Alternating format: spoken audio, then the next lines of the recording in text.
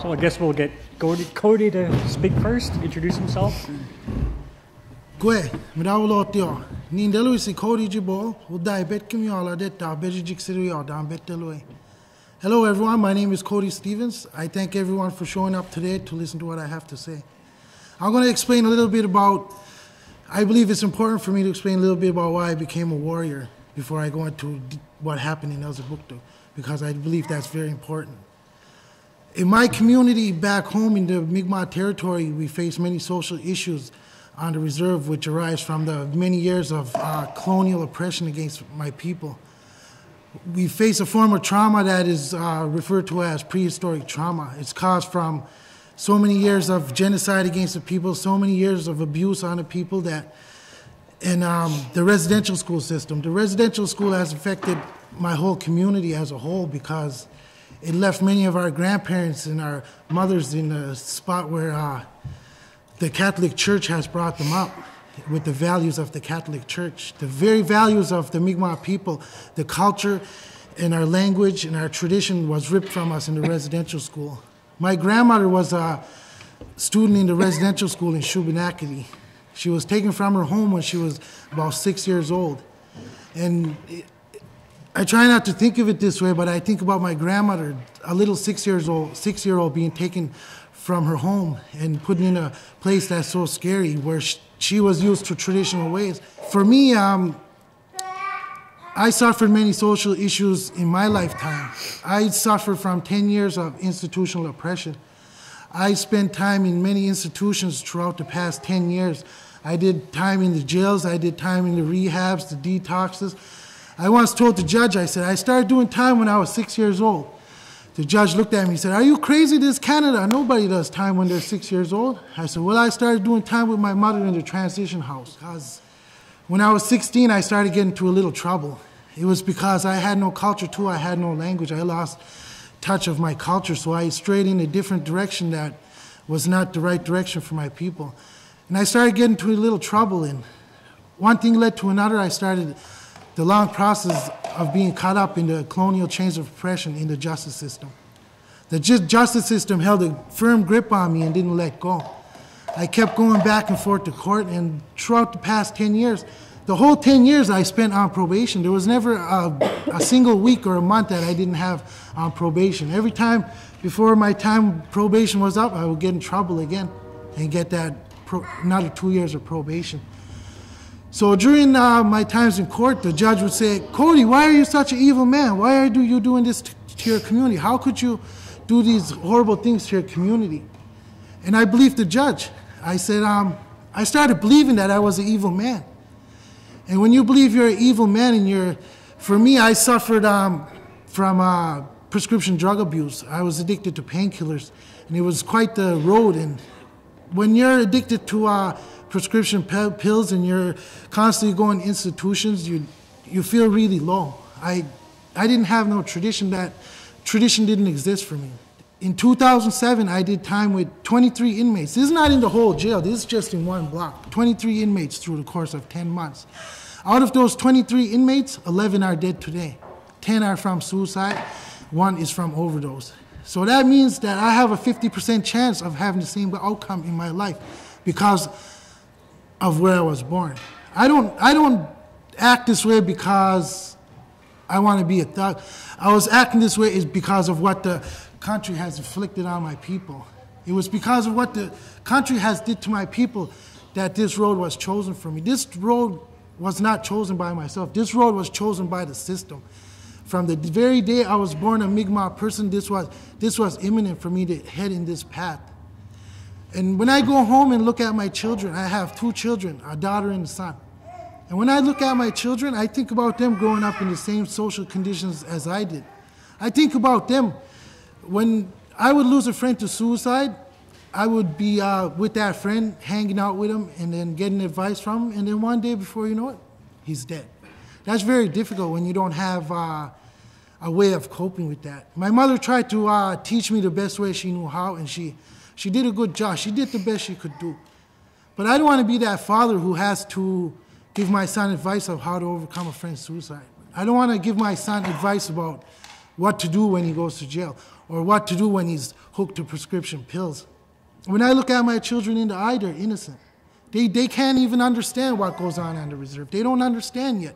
Yet here is the country of Canada planning to inflict the same pain from the colonial chains of oppression on my son as they did to me. You might think, like, in Waikagma, it's about 6 hours to Elsipogtog. You might think, why would you go to Elsipogtog to fight for your water? All the water is connected. If an oil spill happens in New Brunswick, it's going to come right down to our end of the territory, and it's going to have a devastating impact. And I also understood the very struggle that the people of Elsipogtog were having, because we had done the same thing in our community. And I understood how dear this fight was to them. So I went up to Elsipogtog one day. This was in a time of my life when I was still addicted to pills. Okay, so I was there not even 5 minutes, then I seen a convoy coming up, and they said, "There's the warriors." So I got on and went with them. That was my first experience with confrontation with the RCMP. We drove up to Salmon River, and when we got there, there was 2 RCMPs. They let us through. We went a little bit further. There was a little bit bigger blockade. They let us through. When we got to the 3rd one, they were a little more aggressive. They had formed a line of RCMP members and their vehicles. They didn't let us through in our own territory. So we got on the phone with a captain from the military and explained to him that we were not being allowed to go within our own territory. Then the captain told the RCMP to let us through. They let us through, and when we got to the camp the women had set up, the sight I seen was women crying, elderly women. They were screaming. They were saying, "The cops are crazy. Those guys are crazy." And when I got there, the cops had raided their camp. There was a few women, so they didn't have a very good chance. And the RCMP knew that, and they took over their camp. They seized their drums, they seized their traditional medicine and their flags and their eagle feather. As soon as we got there with our convoy, the RCMP seen us coming, and they took off. The raid on that camp was over. So we spent about a week there, and we had got wind that the company has gone home for a break. So we ended up going to Rogersville. This was an important time during the whole issue of what was going on in Elsipogtog, because it gave us the opportunity to get in touch with our public relations, to start letting the public know what's going on and to gather allies. And we had many different groups that came and joined us. There was Acadians, there was English, there was Mi'kmaq, the Anglophones, and these many groups were all fighting for the same cause. So during that time, SWN had gone home. And when they had gone home, it got pretty quiet. So I said, I want to go back home to Nova Scotia for about a week. So I went home to spend time with my family. Then I got a text message on Facebook telling me that the SWN was back. So I got on the road again, started hitchhiking back to New Brunswick. I made it before dark. And what made me go to New Brunswick that time was when I heard there was those trucks were back, my first initial thought was to look on YouTube because it was a very public event. So I went on YouTube. And the site, what I seen was there was a bunch of people that went towards the compound. The compound is about 300 feet by 400 feet. All the people did a round dance around that compound. That was the very moment when the spark in my heart lit. It made me want to even fight more. My desire to fight became stronger. During that 10 years of institutional oppression, I had no pride. I didn't have no pride as a Mi'kmaq person. When I was in Rexton, that gave me a time to get in touch with my tradition. I often explain Rexton, the camp we had, kind of like a powwow. But the powwows I was used to were a weekend long. But this powwow was 3 weeks long. We had sacred fire, we had drumming ceremonies, we smudged, and it was the most amazing thing that I ever seen. I never seen so many people come together, and all the prayers were so strong. There was so much unity. It was amazing. And I couldn't stay away. That very good feeling in my heart, I couldn't stay away. So I stayed. I had this one time when the women had asked me to go in the woods with them. What we did was we would go to certain checkpoints where the RCMP, and we would drum. And that was our form of psychological warfare. When the women started popping out of the woods, middle of nowhere, and they would start drumming, the RCMP would start scrambling. You should have seen them. Then we would duck back down again and then go to another spot where the other checkpoint was, and we would start drumming again. The women's voices were so amazing, and I liked their voices so much that I kept going with them. They said they needed a bodyguard, so I felt very proud that I had that position to be their bodyguard. I wasn't scared because I knew I had to protect women. But I tried the following, the next night, to go with a couple of guys in the woods. I was a little scared. But when I was with the women, I felt like I had to protect them, so it was much easier. So there was one time in particular when we were drumming. They said, when we drum, this is our prayers. And tonight, our prayers are going to be very strong. So when we went in the woods, they said, we got our night vision, so we'll be all set. So as we were walking in the woods, I'm waiting for them to bring their night vision goggles out of their bag. But their true night vision was their eyes adapting to the very darkness in the woods. There was no night vision. So we ended up going through the woods. We got to this bridge. There was a field, and we started our psychological warfare with the drums. They said their prayers were powerful. I never believed in spirits, but for the first time in my life, I had seen spirits. When we were drumming, we seen fireflies going through the woods. In Mi'kma'ki, in the end of October, we don't have fireflies. So it was a spirit I had seen. You can see them going through the woods. And that was when I knew that the spirits were real. And I made a joke. I said, that could be the RCMP with their night vision goggles in the woods. But it was so amazing throughout that time. So on October 16th, I had gone to Elzebuktuk to do some laundry.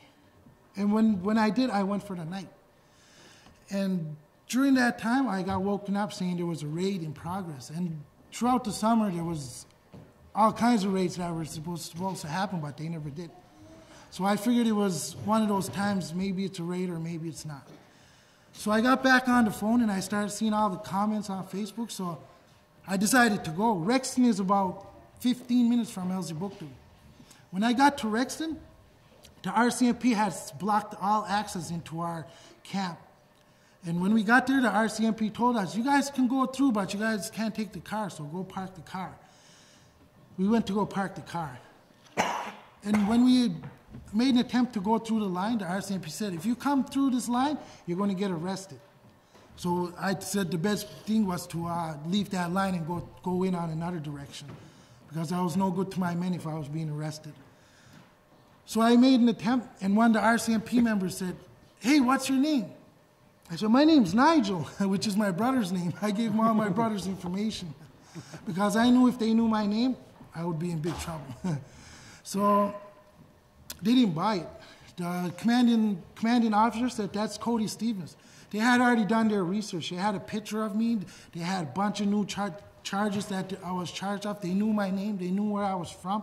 They knew everything about me. So as they were arresting me, I had 4 RCMP swarm me, and they said, where's your grenades? We know you got grenades. My bag, they said my bag had grenades because I was all dressed in camo, and my camouflage bag, which was military style, had my clean clothes that I went to go clean. So the RCMP swarmed me. I had 4 of them grab my bag. And I can see them all searching through my bag, and I can see them all focusing on my bag. So I said, here's my chance. So I made a run for the woods. I said, I want to go the very best way that I know, that I think would be the best way. And when I thought that, the RCMP must have been thinking the same thing, because when I got there, I got ambushed. I met up with RCMP that were hiding in the bush. They surrounded me, and I knew I was going to jail because the RCMP said that I was arrestable, so they put my hands behind my back. Somehow I had managed to light a cigarette and while I was handcuffed in my back, I got slammed to the ground by one of the RCMP. And my face landed right on the cigarette between the ground and my face. And I got burnt. I said, oh crap, I'm getting burnt. And I went to go flinch away from that burning cigarette. I got charged for obstruction of justice, attempting to headbutt the officer. So he put my head back down, and when he did, he was twisting my head. And he was to put that cigarette out. My face went right back on that cigarette. And I flinched again, and when I did, I got charged for resisting arrest. So I went in the cop car. When I was in the cop car, all I could hear was someone lighting a full package of firecrackers. And I was thinking, why are they lighting firecrackers? Then it clicked in that it was the RCMP shooting off their guns. And I kept hearing it, and all you could hear is, and it sounds like firecrackers. But it was the RCMP shooting my people with what they refer to as sock rounds, less lethal rounds. They were shooting my people. But I didn't know it was less lethal rounds. In my mind, my people were getting slaughtered. And that's all I knew. They were getting shot. And it was very difficult for me to hear that because I was in the cop car, all chained up in handcuffs. I couldn't do nothing. I felt like I let my brothers down. During the whole bail hearing, they felt the need to keep bringing up the RCMP cruisers that were on fire. They would keep saying, furthermore, 6 RCMP cruisers got caught on fire. They said that about 4 times during my bail hearing. But I don't see the whole purpose in that because the RCMP vehicles got caught on fire at 1 o'clock. I was arrested by 8:30. When I got to the RCMP detachment, all I seen was this armored personnel carrier, the ones with 8 wheels on there, and it had a big water cannon on front. That's not the one you guys would see on the videos. It's a different one. This is like an army tank. That's when I knew that the RCMP meant business. They were ready for an all-out war against my people. I didn't get my bail, so I was sent back to Shediac Correctional Center. And when I did, we spent our first night in general population. And when I did, I got comfortable right away. I made my bed because I know how to deal with institutions. I can make myself comfortable in there because I've been doing it for so long. I made my bed, I got comfortable. Not to mention, I've been sleeping on the ground in the TP all summer, so the bed was a very welcome sight. And the next day, what happened the next day, all 6 of us there were 6 of us that were held. And the next day I seen about 7 correctional officer staff coming in, marching in. And they extracted 2 of my brothers. And when they extracted them, my first thought was maybe they got caught with contraband or they did something wrong. But here they come again 20 minutes later, pick up my other 2 friends. So they picked them up, and I knew that we were only next. So they came and picked us up. When they came to pick me up, I was a little upset. I said, you guys ain't taking me out. Good luck getting me out of this cell. He said, we'll go suit up. We'll go get the riot gear, and we'll get you out. And so I'm not going to give them a reason to beat me. I knew if I gave them a reason to put on their riot gear, and if I gave them a reason to beat me, they would. So I complied. I went with them. What happened next, they split us up into groups of 2. They put 2 in the shoe, 2 in the hole, and 2 in medical. These are solitary confinement cells where you spend 23 hours a day in the cell with just a mat. And sometimes if you're lucky, you'll get a book. During that time, we weren't allowed to call home. I tried to call my mother. The last thing my mother knew, that we were all getting shot up. I wanted to let her know I was okay, because by the time you hear something 6 hours away, by the time you get a story, the story is a different story. So I just wanted to let my mother know I was okay. They wouldn't give me that opportunity. And during that time in the hole, we would get constant strip searches. We would get about 1 every 2 days, 3 days at the most. And I don't know what the strip searches were for, because when you're confined in that spot for 23 hours a day, it's impossible to bring in contraband. There was one time in particular when they lost a tray. The tray was about this big. They felt the need to give me a strip search. They didn't find one. So that happened over and over. And the strip searchers weren't trying to find contraband. They were trying to break the Indian within me. I put in 6 official requests to the Department of Public Safety to get my traditional medicines in, because I wanted to keep that pride going that I had gained through that time in New Brunswick. So they asked me to put in a request for them. I put one into the chaplain, and the chaplain is paid by the correctional center to give spiritual advice for Christians. So I asked the chaplain, I said, we need someone to come in and give us smudge so we can purify ourselves. We need to have an elder come in to give us spiritual advice. And he kept giving me the runaround. Well, it's hard to find someone to come in on a volunteer basis, he said. Yet here he was getting paid to give spiritual advice to Christians. So I put in another request. I had asked him, could I get our traditional smudge and as soon as possible? He said, no, we're going to have to wait. But while you're waiting, here's a Holy Bible while you're waiting.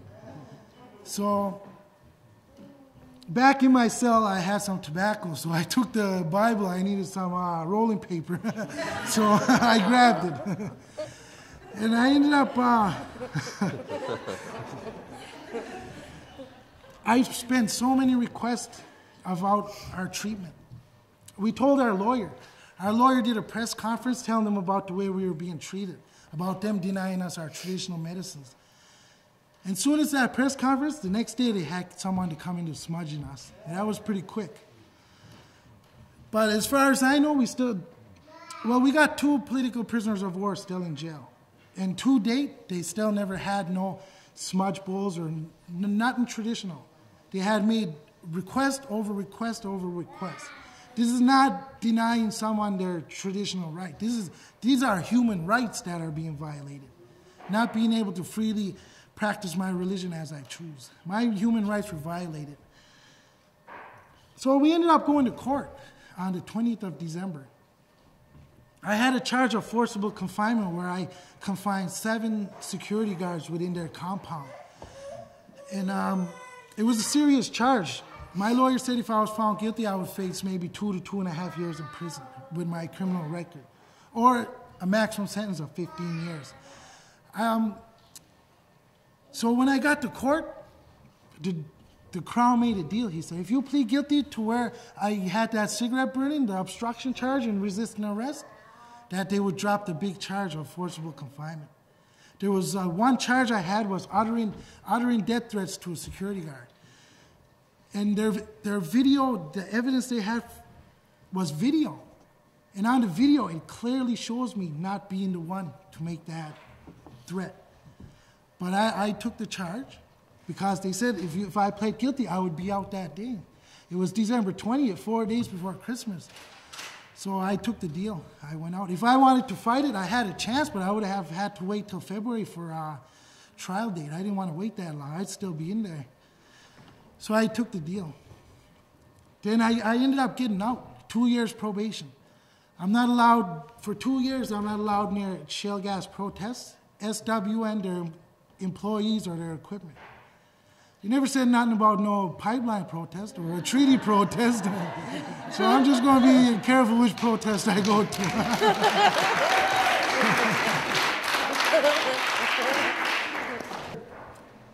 I'm going to go back home, and I did a ceremony where I got in touch with the Creator. The Creator told me it was up to me to go back to my community and bring tradition back, because in my community we don't have tradition.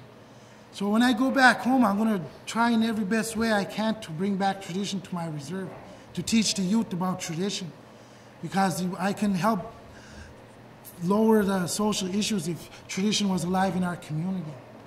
So that is my goal. And coming to BC was a very big learning experience. It opened my eyes. The person I was prior to coming here is a much more different person than I will be when I go home. Thank you everyone for coming here to listen today. Walal y'all.